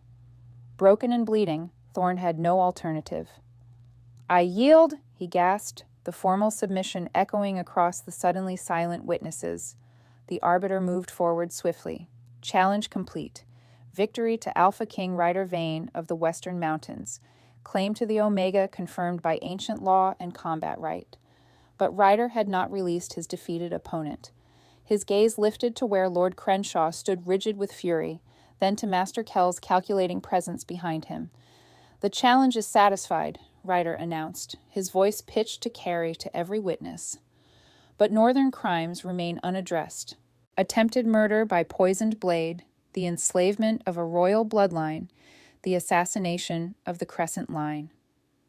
Murmurs rippled through the crowd as the implications registered. Ryder continued relentlessly. "I claim not just the Omega, but justice for 17 years of territorial violations. The Southern Territory rightfully belongs to the Crescent Heir, to Princess Ariana, last of her bloodline, whom you enslaved and branded as property." Chaos erupted within the northern delegation. Lord Crenshaw bellowed denials, while Master Kell made a swift, furtive movement, issuing hand signals to figures positioned around the arena's perimeter. Garrison noticed immediately, barking commands to the Western Guards. Between one heartbeat and the next, the challenge ground transformed from a ceremonial space into a tactical battlefield. Northern agents emerged from the crowd, weapons drawn. Western Guards formed protective formations around key figures. Eastern and Southern representatives scattered in panic. Amidst the erupting chaos, Arya's focus remained fixed on Ryder. Blood streaked his powerful frame, yet he moved with undiminished grace as he dispatched Thorn to the Western Guards and crossed the arena toward her, his silver eyes never leaving her face. The bond between them pulsed almost visibly, strengthened rather than weakened by the public display of her power. As he reached the Western delegation section, diplomatic protocol shattered completely. Ryder vaulted the barrier separating spectators from the arena floor, landing directly before her. "The northern delegation is attempting evacuation," Garrison reported urgently. "Kell's already slipped away. We need to secure the princess." Ryder interrupted, his attention never wavering from Arya. "And prepare for territorial war. The North will not surrender their puppet control of the South without bloodshed." Around them, protective formations tightened as Western forces responded to emerging threats. Yet, in the eye of this storm, Arya found herself strangely calm. The pendant at her throat had cooled, its power receding but not vanishing. The moonstone in her pocket remained warm against her thigh, connecting her to something larger than the immediate danger. "You knew I could do that," she said quietly to Ryder, understanding dawning. "The royal magic. You provoked this public demonstration deliberately." His blood-streaked face softened momentarily, pride evident beneath his tactical focus. "I suspected," he corrected. Crescent bloodline women historically manifested protective powers when their mates faced mortal threat, but suspicion isn't proof. We needed incontrovertible evidence of your heritage before neutral witnesses. "So you risked death by poison blade," Arya concluded, torn between admiration for his strategic brilliance and fury at his self-endangerment. "I risked everything the moment I claimed you," Ryder countered, something fierce and tender transforming his battle-hardened expression. "And would again, 1,000 times over." The declaration hung between them, validated by blood and combat and public testament, not by flowery courtship or political convenience, but by wolf truth stripped to its essence: protection, sacrifice, commitment, transcending rational calculation. As chaos swirled around them and the foundations of territorial power trembled, Arya made her choice. With deliberate movement, she reached for his bloodied hand, twining their fingers together in public declaration. "Not claimed," she corrected firmly, "chosen by both of us." His smile, rare and transformative, flashed briefly before tactical necessity reasserted itself. "We need to move. Northern reinforcements will arrive within hours." Lyra appeared at their side, already coordinating evacuation plans. "The Western contingent is ready. Southern representatives are requesting asylum, those not aligned with Northern interests." "And the East?" Ryder questioned, declaring neutrality while calculating advantage. Lyra replied with diplomatic precision, typical as preparations accelerated around them. Arya found herself at the center of a political revolution sparked by her very existence. From former slave to contested property to revealed princess in mere days. The transformation should have overwhelmed her. Instead, with Ryder's hand still entwined with hers, the path forward seemed suddenly, strangely clear. "The Southern Territory," she stated, her decision crystallizing. "We go there first, not as conquerors, but as liberators. My people have lived under Northern control for 17 years. They deserve to choose their allegiance freely." Surprise and approval flickered across multiple faces. This was not the suggestion of a former slave accustomed to following orders, but a royal heir claiming her birthright responsibility. "The South possesses strategic advantages for defensive positioning," Garrison acknowledged, already mentally recalculating, "and symbolic value that could rally additional support." "It's also directly challenging Northern territorial claims," Lyra cautioned, though her expression suggested admiration rather than disagreement. Ryder's silver gaze remained fixed on Arya, something akin to pride mingling with tactical assessment. "Are you certain? Once we make this move, there is no retreat. It's an open declaration of war against the Northern Territory." The question hung between them, not a test or a doubt, but an assurance of her full understanding and consent. The bond transmitted his absolute commitment to whichever path she chose. Arya's fingers tightened around his, the moonstone in her pocket pulsing in rhythm with her decision. "They declared war the moment they stole a royal child and branded her as property," she answered, certainty hardening her voice. "I am simply acknowledging reality and bringing it into the light." As the chaos of evacuation swirled around them, something shifted in their connection. It was no longer just mate recognition or political alliance, but a true partnership forged in blood, combat, and shared purpose. "Then we move south," Ryder declared, the command rippling outward as his officers immediately began implementation. "And the Northern Territory will learn what happens when they mistake a queen for a slave." The contract arrived, soaked in blood, delivered by a messenger who collapsed at Arya's feet after fighting through Northern lines. His final words changed everything. The betrothal document, your father's seal, never broken. In his trembling hand lay proof that the slave-turned-princess had been legally promised to another alpha, one who had never relinquished his claim despite 17 years of believing her dead. Crescent Castle rose from the misty valley like a memory-given form. Ancient stonework embedded with moonstone that glowed faintly in the twilight, illuminating carvings of wolves running beneath eternal moons. For generations, this fortress had protected the Southern Territory's heart until the night of blood and betrayal when the Crescent Line fell. Now, after a week of strategic advances that sent Northern forces retreating in disarray, the last heir had returned. The Western Mountain forces had secured the castle and the surrounding village with surprising ease.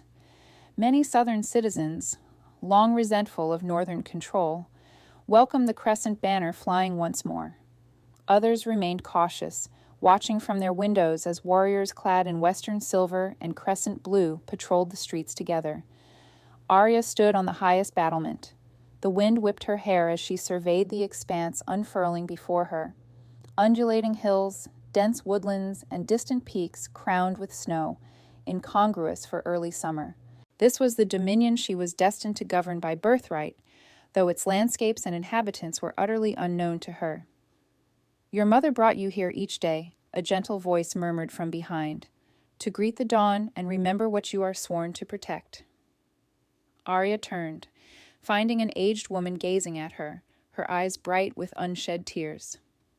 Lyra had introduced her as Meredith, a former attendant to Queen Ara, and one of the few members of the royal retinue who had escaped the fatal ambush by being away in the village on that calamitous night.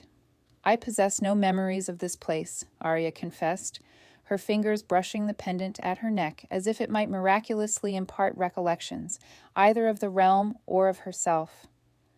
"But your lineage holds the memory," Meredith responded with serene conviction. The castle acknowledged you the instant you crossed its threshold. The very stones stirred. It was undeniably true. Upon entering her ancestral stronghold, Arya had perceived a palpable shift in the atmosphere. The embedded moonstones had visibly brightened, and a tremor ran through the ancient edifice, as if a slumbering titan were slowly awakening. The guards stationed on the western flank had reacted with alarm, while servants from the south had fallen to their knees in awe. Crescent magic, Meredith had explained, ancient and elemental. The northern wolves shall return, Arya declared, steering the conversation away from unsettling intimations of abilities she did not comprehend. Their withdrawal was strategic, not a capitulation. They will find the South transformed, Meredith replied, her voice laced with an unexpected firmness. News of your return has disseminated faster than any northern scout could chart. Villages are unfurling crescent banners long concealed in attics and cellars. The people remember what was taken. Before Arya could offer a retort, the heavy portal to the parapet swung open. Ryder entered, his commanding presence immediately filling the confined space. Despite the bandages that still marked his recovery from the challenge combat, he moved with undiminished vigor, his silver gaze locking onto Arya's position. "Leave us," he directed Meredith, his tone conveying respect rather than dismissal. The elder woman inclined her head slightly to Arya before making her exit, years of ingrained royal protocol resurfacing effortlessly despite the intervening decades. Once they were alone, Ryder approached Arya, closing the distance until his warmth was palpable, even in the evening coolness. Since claiming dominion over the southern territories, their private moments had been exceedingly scarce, both utterly absorbed in strategic deliberations, the safeguarding of their lands, and the intricate diplomacy of restoration. "The messenger?" Arya inquired, observing the somber cast that had settled upon Ryder's features. "Our healers anticipate his recovery." His jaw tightened perceptibly, but the missive he carries has drastically altered our circumstances. From within his tunic, Ryder produced a leather case emblazoned with the unmistakable insignia of the Eastern Territory, a hawk clutching a sprig of moonwood. Within lay a parchment, remarkably preserved, save for the crimson stains near its edges. "A betrothal compact," he explained, his voice carefully modulated, "executed by your father prior to your disappearance, sealed with royal crescent wax and an Eastern Territorial blood oath." Arya's fingers trembled slightly as she accepted the document. Ancient legal script detailed the terms of an alliance through matrimony between the Crescent Princess and the heir to the Eastern Territory, Darius Hawthorne, now an alpha in his own right. The Eastern delegation's neutrality during the challenge, she realized aloud. They were not assessing potential advantages. They were verifying my identity against this compact. "Precisely," Ryder confirmed, his expression clouded with a complex emotion. "By ancient statute, the compact remains binding unless formally rescinded by both parties." The implication struck Arya with the force of a physical blow. "So, I am pledged to an alpha I have never encountered, one who evidently maintained his claim, despite believing me deceased for 17 years. "Darius Hawthorne is a formidable figure," Ryder acknowledged, his diplomatic training evident in his measured phrasing. "His dominion encompasses the most extensive moonstone reserves beyond the western mountains. His forces are substantial, his political influence considerable.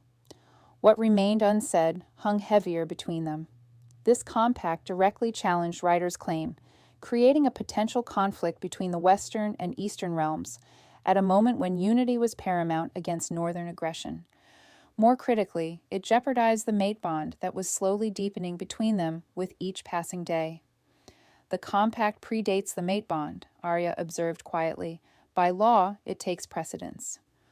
"By some interpretations," Ryder countered, his silver eyes darkening slightly. "Others maintain that mate bonds recognized by the moon goddess supersede mortal agreements." The tension between them intensified, not from animosity, but from unspoken affections neither had fully articulated amidst the maelstrom of political crisis. The bond pulsed with a subdued intensity, conveying emotional undercurrents that transcended mere words. "What does the Eastern Territory desire?" Arya asked pragmatically, compelling herself to think as the royal she was meant to be, rather than the woman whose heart quickened whenever Ryder stood so close. "An alliance through marriage, as originally stipulated," he replied with unvarnished honesty. "Hawthorne sends word he will arrive within 3 days to claim his betrothed and lend his eastern forces to the southern restoration." Arya turned back to the parapet's edge, seeking composure in the sweeping vista below. The crescent land spread out before her, beautiful, unfamiliar, purportedly hers to safeguard. And now, another complication, another claim upon her identity and her future. "You are unusually silent," she remarked, after several moments of Ryder's continued quietude. No strategic analysis, no diplomatic resolution. When he did not immediately respond, she turned to find him observing her with an intensity that made her breath falter. The carefully maintained restraint he had exhibited since their arrival in the Southern Territories had thinned to a dangerous degree. "I possess several strategies," he admitted, his voice roughened with an emotion he rarely displayed, "none of which honor the freedom of choice I pledge to you." The candid admission resonated more deeply than any calculated reassurance could have. Between them, the mate bond flared with sudden ardor, responding to the vulnerable truth. "Tell me," Arya requested, closing the distance between them with a deliberate step. Ryder's expression darkened further, his silver eyes now a stormy gray, brimming with suppressed feeling. "The alpha within me desires to challenge Hawthorne directly, a blood combat to settle the claim, irrespective of ancient pacts." Her pulse quickened at the raw possessiveness in his voice. Her wolf responded with answering intensity. "The king within me," he continued, visibly reining himself in, "recognizes the strategic advantage of an Eastern alliance through marriage. Combined with Western support, it would present an overwhelming force against Northern aggression." Another step closer, drawn by an impulse beyond conscious volition. "And the man," she whispered, "what does he desire?" The question shattered something fundamental within Ryder's carefully constructed composure. With the remaining distance between them erased, one hand rose to cup her face with devastating gentleness. "The man," he growled softly, "desires his mate, compact or no compact, to perdition with politics." The confession ignited something primal between them. The mate bond surged with such ferocity that Arya's eyes involuntarily shifted to molten gold. Beneath her palm, his heartbeat thundered against powerful muscle, echoing the rhythm pounding within her own chest. "I should be considering the interests of the Southern Territory," she murmured, even as her body swayed closer to his warmth, "evaluating the Eastern alliance against Western support, being the princess everyone suddenly expects." "And what does Arya desire?" he countered, echoing her earlier question, his fingers threading through her hair with exquisite care. "Not the princess, not the political pawn." "You," she stated, the distinction holding immeasurable significance. Recognition of her personhood, beyond lineage and politics, beyond even the mate bond itself. "I desire choice," she answered honestly. "True choice, not obligation disguised as destiny." His silver eyes searched hers intently. "Even if that choice is not me?" The vulnerability beneath the question struck deep. This formidable alpha, this king of the mountains who had reshaped international politics for her sake, revealed an uncertainty that his diplomatic facade never betrayed to the world. Without conscious deliberation, Arya rose on tiptoe, closing the final gap between them. "My wolf chose you the moment our eyes met," she whispered against his lips, "but now the woman chooses too. Not because of bonds or bloodlines or ancient magic, because you have given me the one thing no one else ever has, the freedom to decide my own fate." The kiss that followed consumed them both, no longer tentative exploration, but a hungry claiming from both sides. His arms encircled her completely, lifting her against his chest as her fingers tangled in his midnight hair. The mate bond blazed between them, a silver light illuminating the darkening parapet as moon and stone and blood magic recognized their consummation. When they finally broke apart, breathing heavily, reality reasserted itself in the form of distant war horns. Northern forces were regrouping faster than anticipated. "We have company," Ryder observed, though he made no move to release her. Arya nodded, reluctantly shifting her focus to tactical considerations and the impending arrival of Eastern forces, brought by a contract that threatened everything between them. Rather than offering facile reassurance, Ryder's expression settled into determined resolve. "Then we have 2 days to solidify Southern support and determine our response to Hawthorne's claim." "Our response," Arya repeated, noting the subtle but significant alteration in phrasing.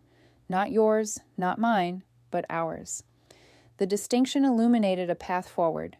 Not princess and king as separate entities, but partners facing crisis together, just as they had stood against northern challengers, just as they had navigated her revelation and recovery. "Hawthorne anticipates a southern princess educated in eastern customs," Arya mused, her strategic mind engaging. "A dutiful royal bride honoring ancient pacts without question."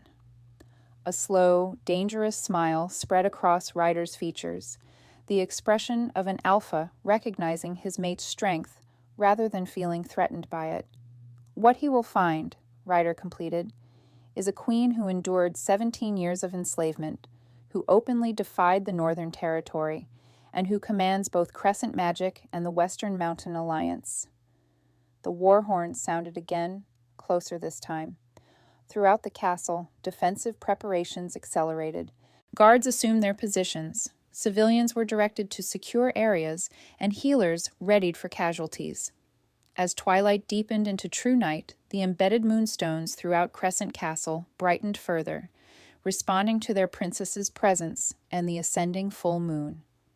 The area around the pendant at her throat grew warm against her skin, pulsing in rhythm with her heartbeat. "I may not recall being Princess Ariana," she said, determination hardening her voice as she gazed out at the territory she was born to protect. "But the North will certainly remember encountering her." Ryder's hand found hers, their fingers intertwining as they had on the challenge ground, equal partners before the impending storm. "And so will the East," he added. The promise in his voice carried a weight far beyond diplomatic platitude, compact or no compact. Between them, the mate bond settled into a steady, silver certainty, not an imposition of fate, but a choice confirmed, strengthened, rather than weakened by the challenges gathering on their horizon. She wore the brand of her enslavement uncovered at her own coronation. The scarred flesh stood as silent testament against the Eastern Alpha, who observed from the assembled guests with cold calculation in his amber eyes, and a blood-soaked compact clutched in his fist. Some chains, Arya had decided, should be displayed rather than hidden, particularly when shattering them before those who had forged them. The great hall of Crescent Castle blazed with light from 1,000 embedded moonstones, their luminescence intensifying with each step Arya took toward the ancient dais. Representatives from all territories, save for the conspicuously diminished northern delegation, rose as she passed, some with genuine reverence, others with wary assessment of the slave who had become royalty, whose very existence had upended territorial politics within a fortnight. The Eastern Territory contingent stood rigidly formal, their alpha at the forefront. Darius Hawthorne cut an imposing figure, tall and leonine with amber eyes and sun-streaked hair. His aristocratic features were schooled to diplomatic neutrality, despite the public repudiation of the betrothal compact only hours prior. "I honor your claim by blood covenant," Arya had told him during their private audience, her voice steady despite the palpable tension radiating from both Darius and Ryder, who had refused to leave her side. "I acknowledge the risk, but I reject its execution. The princess you were promised died the night northern assassins annihilated her family. The woman standing before you has been forged in a different fire." Darius had studied her with unnerving intensity before responding. "The compact bears stipulations should either party reject fulfillment. The blood price must be paid in service, in alliance, or in territorial concession. It was Ryder who had offered the diplomatic solution that now hung in delicate equilibrium. The Western Mountains will absorb the blood price, he had stated, offering double trade rights through eastern passes, military support against northern aggression, and recognition of eastern territorial expansion into disputed northern lands once the conflict is resolved. Now, as Arya approached the ancient throne carved from moonstone-infused granite, she felt the weight of that negotiation and the unspoken truth underpinning it. Ryder had sacrificed significant Western advantage to secure her freedom from the betrothal, not as an alpha claiming possession, but as a mate honoring her choice. The Southern Territory's ancient coronation regalia awaited upon velvet cushions, a silver circlet embedded with crescent-shaped moonstones, a ceremonial cloak bearing the crescent lineage crest, and most crucially, the royal signet ring, last worn by her murdered father. Elder Meredith stood ready to conduct the ceremony, her weathered hands steadier than her voice as she began the ritual invocation to the moon goddess. Arya's gaze found Ryder among the gathered dignitaries. The Alpha King stood with perfect military bearing, his silver eyes never leaving her face. Unlike the Eastern contingents carefully maintained neutrality, his expression held open pride, not possessive, but affirming, recognizing her journey from slave to sovereign. The mate bond between them had strengthened immeasurably after their decision to face the Eastern claims together, transforming from a silver thread into an unbreakable connection that hummed with constant awareness. Even now, across the crowded hall, she could feel his steady presence anchoring her against the overwhelming gravity of the moment. Princess Ariana Elaine Crescent. Meredith's voice carried across the hushed assembly, using her full birth name for the first time in Arya's conscious memory. Last of the royal Crescent line, rightful heir to the Southern Territory, daughter of moon and stone. Do you accept the sacred duty of protection and guidance over these lands and people? The formal question hung in expectant silence. This was the moment every political strategist had anticipated since the revelation of her identity, her public claiming of birthright, her formal acceptance of royal status after 17 years of enforced servitude. What none of them expected was her actual response. I cannot accept what was never truly lost, Arya answered, her voice clear and carrying to the farthest corners of the hall. The slave known as Arya and the princess named Ariana are the same woman, forged through suffering, but never broken by it. Murmurs rippled through the assembly as she continued, deliberately departing from traditional acceptance. I stand before you bearing both identities, the brand of northern cruelty. She lifted her scarred wrist and the bloodline of crescent sovereignty. She touched the pendant at her throat, which blazed with sudden silver light in response. The embedded moonstones throughout the hall pulsed in sympathetic resonance, casting rippling patterns across marble floors and ancient tapestries.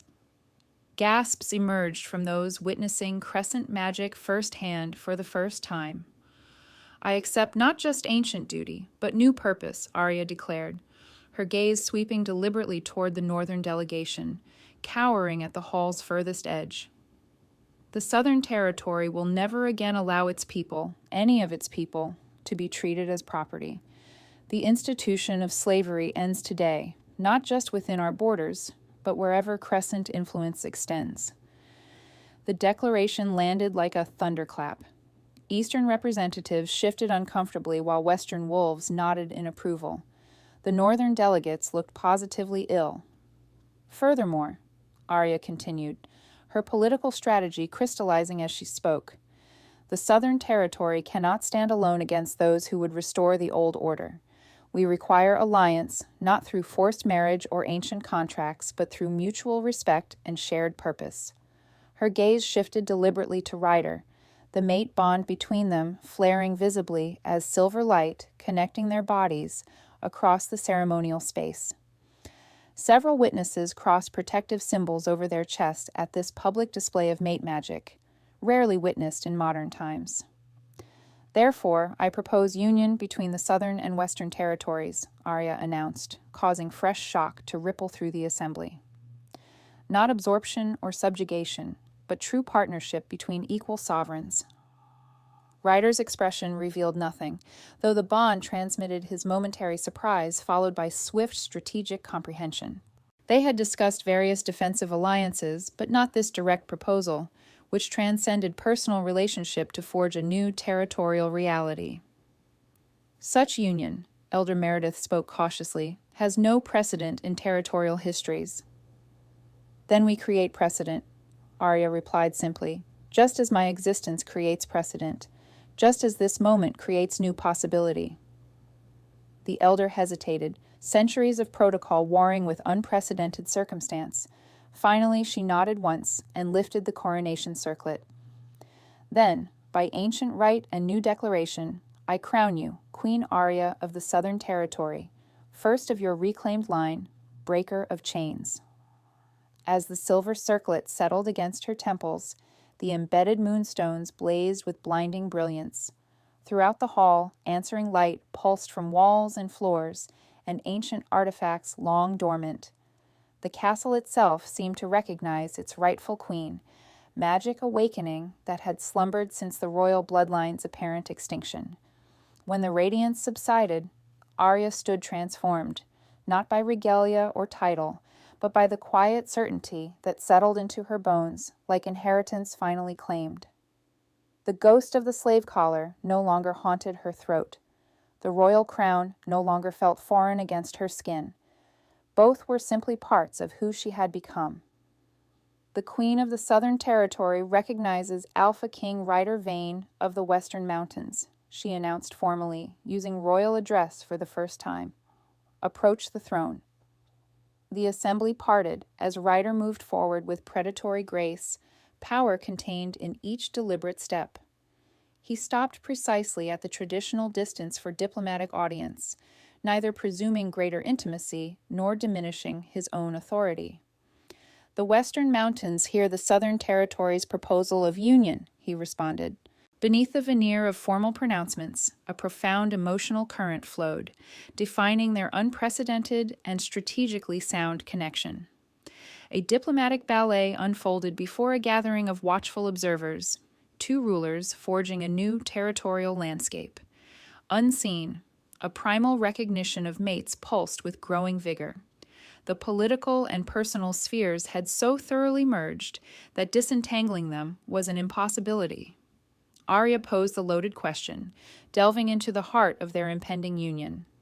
What terms would the Western Alpha King propose for such an alliance? Ryder's gaze, steady and silver, met hers, and his voice, deepening slightly, articulated his proposal. Equal sovereignty, shared counsel, a combined military force against northern aggression, and formal recognition of the mate bond between rulers, sanctifying our union before the wolves and the moon goddess alike. This final stipulation hushed even the most restive attendees. Mate bonds between royalty were extraordinarily rare, and their public acknowledgement and integration into governance were entirely without precedent. From the Eastern delegation, Darius Hawthorne observed with keen calculation, devoid of the expected indignation. His amber eyes scanned the monarchs, assessing variables far beyond mere politics. The Southern Territory finds these terms acceptable, Arya proclaimed, rising from the ancestral throne to stand as an equal before her mate, though she added one crucial condition. A palpable silence descended as she continued. The Northern Trading Guild must be held accountable for their transgressions against all territories, not merely for the enslavement of a royal heir, but for the systematic, generational trafficking of wolves across all territorial lines. Ryder's expression remained impassive, yet an outpouring of approval and fierce pride surged through their bond. The Western Mountains will stand with you in seeking this justice, he stated formally. As if cued by an unseen hand, the grand doors of the hall swung open. Western and Southern guards marched in, forming a perimeter around a gaunt, spectral figure whose emaciated features had long been a source of terror. Master Kell, apprehended during the recent northern retreat, was dragged forward in chains, a fitting retribution for the man who had branded countless wolves as chattel. The architect of the North's crimes, Ryder announced to the assembly, captured with irrefutable documentation proving systematic kidnapping operations targeting Omega wolves throughout all territories, the confessed orchestrator of the Crescent Line assassinations. A wave of gasps and exclamations swept through the hall as the guards forced Kell to his knees before the throne. The trading guild master's once calculating gaze flickered wildly, searching in vain for allies among the assembled. "You were wise to fear me," Arya told him softly. No longer the timid servant avoiding his stare, she now stood as a sovereign passing judgment. "Not for my royal blood or my crescent magic, but because even as your captive, I never forgot what you sought to erase, that no wolf is property and no chain is permanent." She advanced, the silver circlet on her brow catching the torchlight. "Look at me, Kell. Witness what becomes of those you attempted to break." Defeated, the trading guild master raised his eyes and flinched at the potent energy radiating from the woman he had once deemed insignificant. "By the joint authority of the Southern Territory and the Western Mountains," Arya declared, Ryder moving to stand beside her, united in their judgment. "You will face trial before representatives from all territories for your crimes against Wolfkind. Your trading guild will be disbanded, its assets redistributed to its victims, and its practices outlawed in all lands under our protection."